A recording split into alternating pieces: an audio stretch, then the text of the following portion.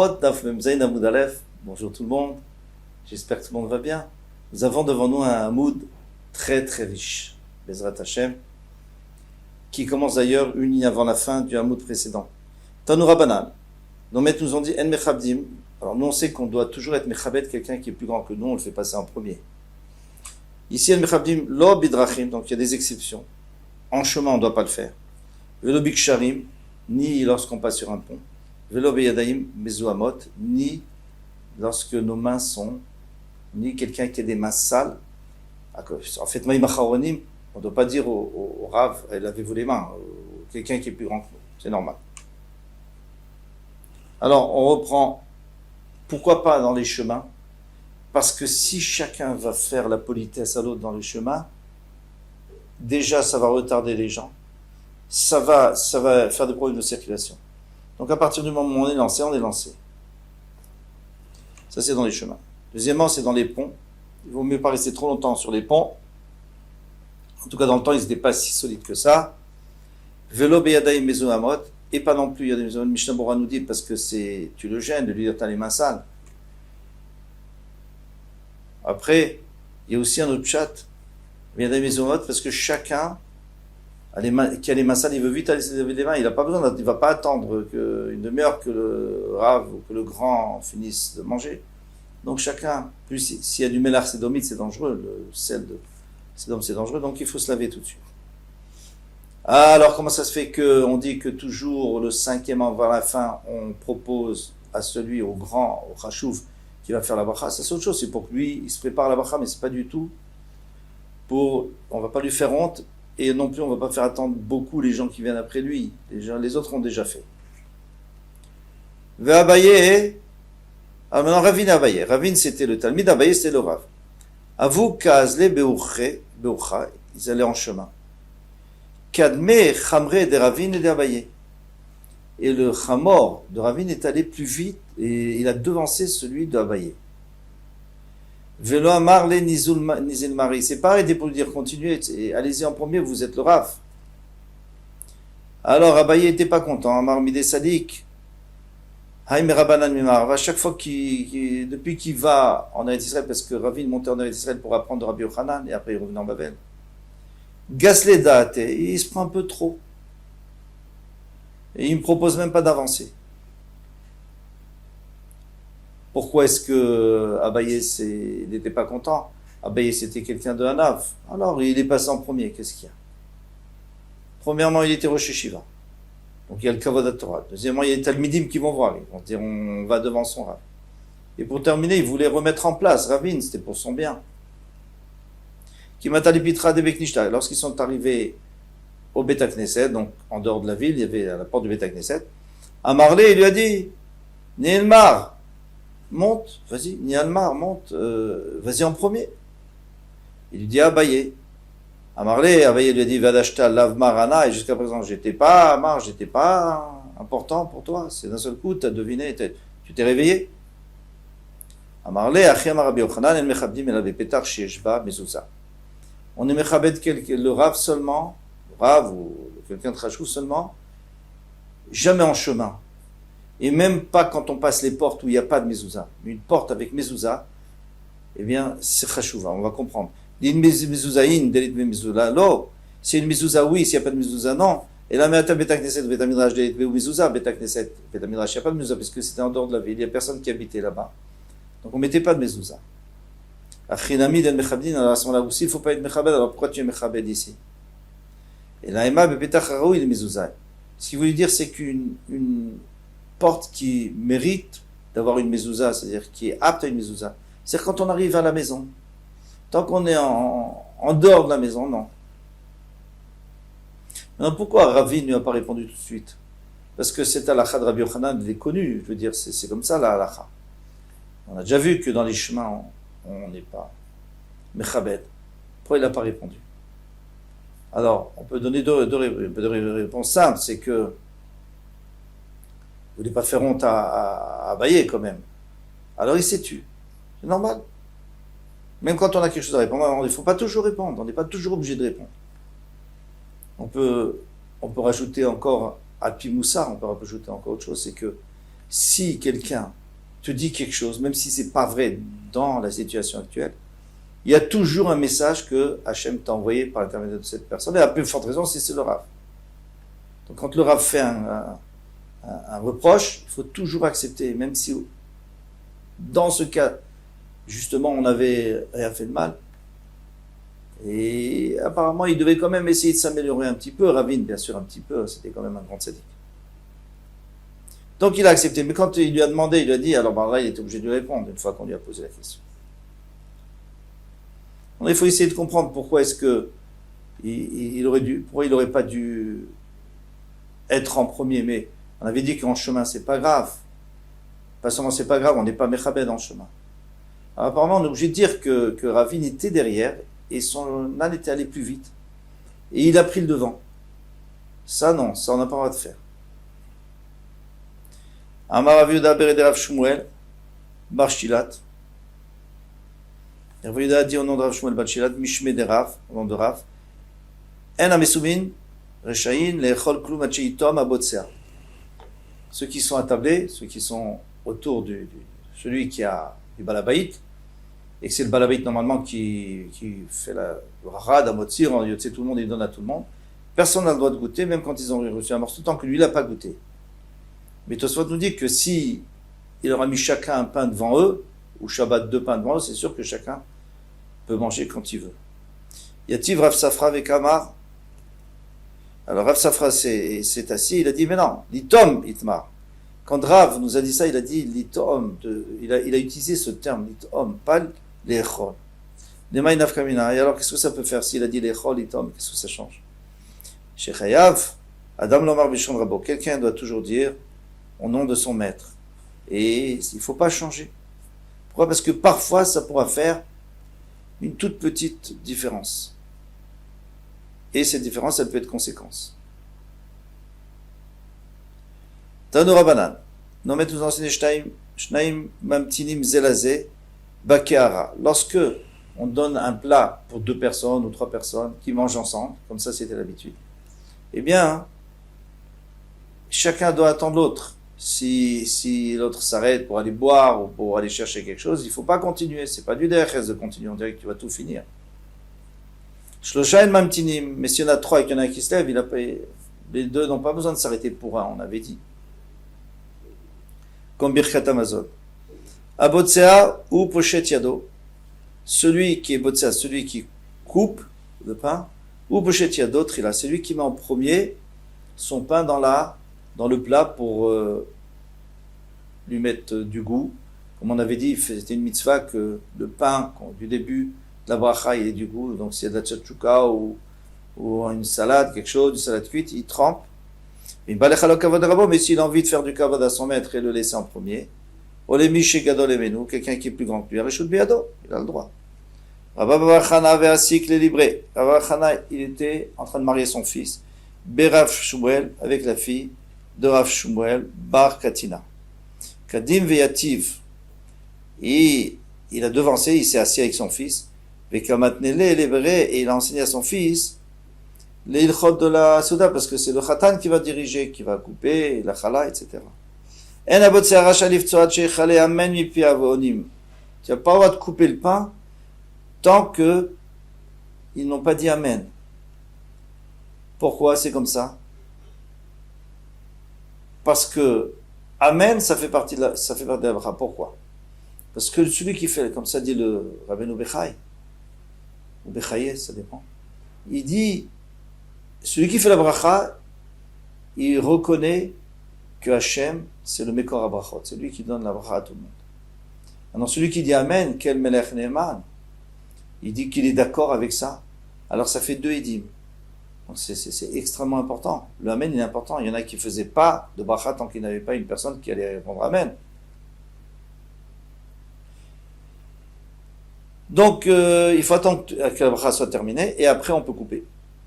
Rav Chizda Amar, Mipi Rov Haonim, il dit que ça suffit le Rov, la majorité. Amar le Rami Bacham, Rami Bacham, il a dit Maïshna Ruva, Dakate Lokalia Bracha. C'est vrai que je comprends que si le Rov, ils n'ont pas terminé, eh bien c'est sûr que la bracha n'est pas terminée, mais Miutanami Lokalia Bracha, même le Miut, il y a toujours des gens qui sont en train de dire Amen. Amarle Shani Omer, parce que moi je dis que là on est Amen, il termine, et celui qui allonge trop le Amen, et Noélato, il fait une erreur. Donc lui, on ne tient pas compte de lui, c'est pas un Amen qu'il est en train de faire. Qu'est-ce qu'il est en train de faire? Amen, il dit rien. On entend un Aleph, on entend un Mem, un Nun. Tanoura Banan. Nos maîtres nous enseignent anonyme lo Amen Khatoufa. On ne doit pas répondre Amen, Khatoufa. Khatoufa, ça veut dire qu'on a arraché la première lettre. On a dit Amen. On n'a pas vraiment appuyé sur le Aleph. Velo Amen Ketoufa. On n'a pas appuyé sur le Nun. Amen. Velo Amen Yetoma. Et pas Amen sur une bracha qu'on n'a pas entendue. Ah, vous allez me dire, mais en Alexandrie, c'est tellement grand que les gens n'entendaient pas le Chazan, le cher Thibault. Et alors il fallait lever un drapeau au moment du Amen. C'est différent là-bas parce que et ils savaient, les gens ils suivaient, ils savaient très bien où il était. Si on sait où il était, il n'y a pas de problème. Le problème c'est quand on rentre dans un endroit, il y a quelqu'un qui dit, tout le monde répond Amen, alors on répond avec eux, ça on ne peut pas le faire. Le Israq Bracha Mipiv, et celui qui fait la bracha, il ne doit pas la jeter rapidement pour se débarrasser, bien sûr. Mais Nazaï Omer Kolaone Amen Yetoma, tout celui qui répond Amen Yetoma, Yetoma on avait dit dans Amen qu'il n'a pas entendu, donc c'est-à-dire qu'il n'y a pas de père. Il ne sait pas ce qu'il a dit, celui qui a fait la bracha, donc il n'y a pas de père. Yubanav Yetomim, ses enfants, ils seront Yetomim, Chaz Veshalom. Khatoufa, alors il y en a qui disent Yetomim, c'est-à-dire qu'ils n'auront rien à manger de leur père. C'est-à-dire leur père, ça ne veut pas dire qu'ils vont mourir, mais en tous les cas, il n'y aura pas d'argent pour les nourrir. Ça s'appelle Yetomim Bechayav, Yetomim pendant la vie du père. Khatoufa, maintenant, si il a arraché le Amen, Yitratfou Yamav, ces jours ils vont être tristes, il va avoir des tsarot, ils vont être tristes, on va lui enlever sur ces jours, sur la qualité de ces jours. Ketoufa, Yitkatfou Yamav. Ketoufa, ça veut dire on va même lui enlever un petit peu de ses jours. Bechol Amarich Be'amen, mais tout celui qui a Amarich Be'amen, ça ne veut pas dire qu'il est trop long, parce qu'on a dit trop long, c'est une bêtise. Mais celui qui dit bien Amen, Marichin lo Yamav ou Shontav, on lui allonge sa vie et ses années. Sa vie, ses jours et ses années. Ses jours, ça veut dire qu'il aura des jours bien remplis, et ses années, ça veut dire qu'il aura beaucoup d'années. Pourquoi c'est tellement important le Amen? On l'a vu. C'est même peut-être plus important que la bracha. Et celui qui fait attention, voilà sa récompense. Rav et Shmuel avaient yatvé beseudata. Rav et Shmuel, ils étaient assis à Seuda, en train de manger, ou allongés plutôt. Ata Rav Shimi Bachia. Il est venu Rav Shimi Bachia. Avec Amesarev Vachid. Il a vite mangé pour terminer avec eux, pour s'associer aux Zimoun. Ils étaient que deux. Amar le Rav Maïda Ater. Il dit, quelle est ta pensée? Il dit, ça vous fait Berlin, tu veux t'associer avec nous? Ananachinanan. Nous, on a fini de manger. Ça y est, c'est trop tard. Tu peux pas, il fallait que tu manges en même temps que nous. Amar le Shmuel. Shmuel n'est pas d'accord. Il nous maïtouli. Arid Laya. Si on avait apporté des champignons, il avait l'habitude de manger des champignons à la fin comme dessert. Vegozle, ou Gozlaya les Abba, et pour Abba, c'est-à-dire pour Rav, on apporte des oisillons, il aime beaucoup ça, lui. Milo Achlinan, est-ce qu'on n'aurait pas mangé? C'est-à-dire qu'on a encore un peu de place, alors c'est-à-dire qu'on n'a pas fini la Seuda, même si on ne mange pas, c'est pas grave, tu peux t'associer à nous. Talmid de Rav Avoyadve Beseudata. Les Talmid de Rav, ils étaient assis, ou ils étaient installés pour la Seuda. Al Ravacha, Ravacha est monté, il est rentré. Amré, ils ont dit, Ata Gavra Rabba est venu un grand homme, c'est quelqu'un de Chachouf. Et Mevarech Lan, qui va conduire le Zimoun, il va nous faire la bracha, pour nous rendre Yotzé. Amarléo, il leur a dit, Misavritou de Gadol, Mevarech. Est-ce que vous croyez que c'est le Gadol qui est Mevarech? C'est celui qui est le plus grand? Non. Ikar, c'est Basouda Mevarech. C'est le Ikar, c'est-à-dire celui qui est le Balabaït, celui qui a offert la Souda, c'est lui qui est Mevarech. Vilcheta Gadol Mevarech, al-Alacha, non. C'est que le Gadol est Mevarech. Afal Gav de Atal Evasov, même s'il est venu à la fin, et je dirais même plus, la halacha aujourd'hui, c'est qu'on donne à n'importe qui pour éviter les ennuis. Qu'après il va dire, oui, il est plus grand que moi, il lui a donné à lui. Aujourd'hui, le minag, c'est qu'on donne à celui qu'on a envie. Même au plus jeune. Après, c'est sûr que si quelqu'un veut, ça serait bien d'être mechabed, mais parfois on ne peut pas toujours être mechabed le plus grand. Achal de maï. Maintenant, on revient à notre Mishnah, il a mangé des mailles. Alors on avait dit que s'il a mangé des mailles, il peut faire la bracha. Alors chazélé, mais pourtant il n'a pas le droit de manger. Alors il ne devrait pas faire de bracha. On avait dit que si on n'a pas le droit de manger, la bracha c'est bracha be'avera. Alors, répond Kevandim Baye Mafkir les Nirse. S'il veut, il peut rendre Efker, il peut abandonner tous les Nechassim, devient pauvre. Ve'avanis devient pauvre. Vechazele. Et ça lui convient d'être Nanamachil Metanim. Dmaï. On peut faire manger au Anim du Demaï. Alors là, je rappelle que Dmaï, c'était de la nourriture de céréales ou des fruits et légumes qu'on a achetés chez un Amaretz. Et on ne sait pas s'il a prélevé la trouma ou pas. Donc les Chachamim, les Maasrot par exemple, la trouma c'est sûr qu'ils prélèvent. Et les Chachamim, ils ont fait une zera qu'on recommence. Vetar Sanya, et on peut aussi donner ça aux soldats qui viennent et on nous a imposé de leur donner à manger. On peut leur donner parce qu'eux ne sont pas chez eux, même si chez eux ils ont à manger. Ici, ils n'ont pas, c'est des pauvres. Les Chachamim n'ont pas fait de zera pour les pauvres.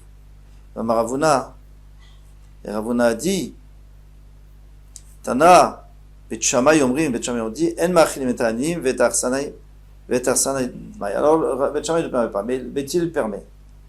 Maintenant, la question qui se pose, mais d'accord, il peut devenir un pauvre s'il abandonne toute sa richesse, mais il ne va pas l'abandonner, tout le monde sait. Alors, pour l'instant, il n'est pas pauvre. Alors, comment est-ce que ça pourrait fonctionner? Disent les Mefarshim que on peut très bien, il faut expliquer comme ça, c'est que lorsque les Chachamim ont fait une zera pour une partie des gens, c'est-à-dire qu'on se considère que c'est pas assourd, c'est juste une précaution de peur qu'il n'est pas prélevé. Donc ça s'appelle pas assourd. Et puisque ça s'appelle pas assourd, on peut faire la bracha. Et Zimoun, et Birkat Amazon, et le reste. Maaser Rishon Shenitla Trumato. Maintenant, le Maaser Rishon, duquel on a prélevé la trouma, on a dit dans la Mishnah, que on a le droit de faire la bracha et Zimoun dessus. Pshita, c'est évident. Bien sûr, et on a prélevé la trouma. Non, Tzricha, on a besoin de l'enseigner. Pourquoi? Bashibolim, pardon. Le Lévi est venu quand ils étaient encore dans des épis. Quand ils étaient dans les épis, il n'y avait pas de mitzvah de trouma. Pour l'instant, il n'y a pas de trouma. Trouma, c'est seulement une fois que c'est des grains, qu'on a fait un tas avec des grains, tout nettoyé.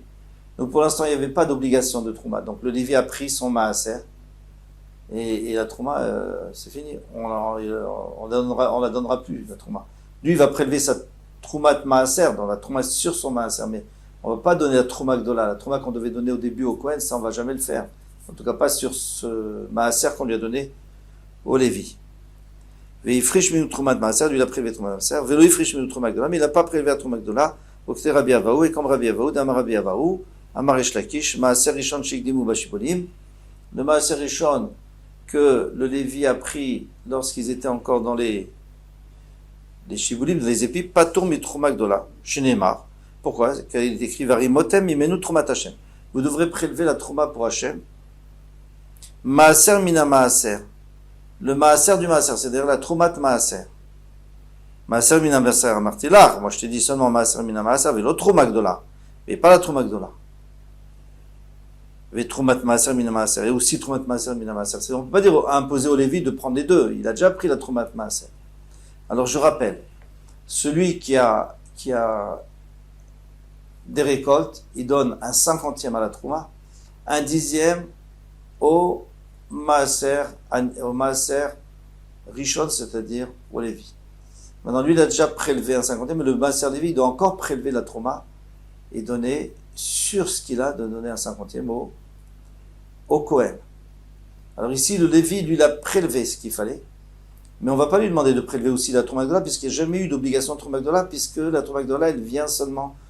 D'ailleurs, toutes les obligations de Troumot et Maasrot, elles viennent seulement une fois que le blé est vraiment purifié, c'est des grains. Et on va voir, ça s'appelle des ganes, ça s'appelle des céréales. Amar le Rafa Pale Abaye, Rafa Pale Abaye, Yachi Gdimu Bakeri Nami. S'il a devancé dans le Keri, c'est-à-dire il est venu quand il y avait un tas, c'était tout propre et tout, et là il y avait un chiouf de Trouma, mais il n'avait pas encore prélevé de Trouma Gdola. Alors là aussi, peut-être qu'on va dire que le Lévi n'a pas d'obligation de prélever la trouma gdola. Juste il fait troumat maaser. Amarle alecha amarakatouv, sur toi il dit le pasouk, mikol maasrotechem tarimu. De tous tes maasrot tu dois prélever. C'est-à-dire que c'est exactement le contraire que ce qu'on vient d'apprendre. Il faut prélever la troumat Hashem. Tarimu Trumat Hashem. La Trumat Hashem, ça veut dire la Truma Gdola, il faut le prendre même du Maaser. La Gemara dit qu'est-ce que tu vois? Pourquoi une fois tu dis que le Lévi n'a pas besoin de prendre Truma Gdola et une fois tu me dis qu'il a besoin? Alors, Haïd Haïdgan, lorsque c'est devenu de Degan, c'est-à-dire que c'est devenu des céréales parce que ça a tout été nettoyé, alors il doit le faire. Haïd Haïdgan. Dans l'autre cas, c'est pas encore, c'est encore des chibolim, c'est encore des épis. Alors il n'a pas besoin de le faire. Et comme ça, on a compris la contradiction entre les deux psukim. Voilà la suite, il faudra voir la fin de la Mishnah, Maaser Rish, Maaser Sheni, Maaser Anit, tout ça. Kol Tuv.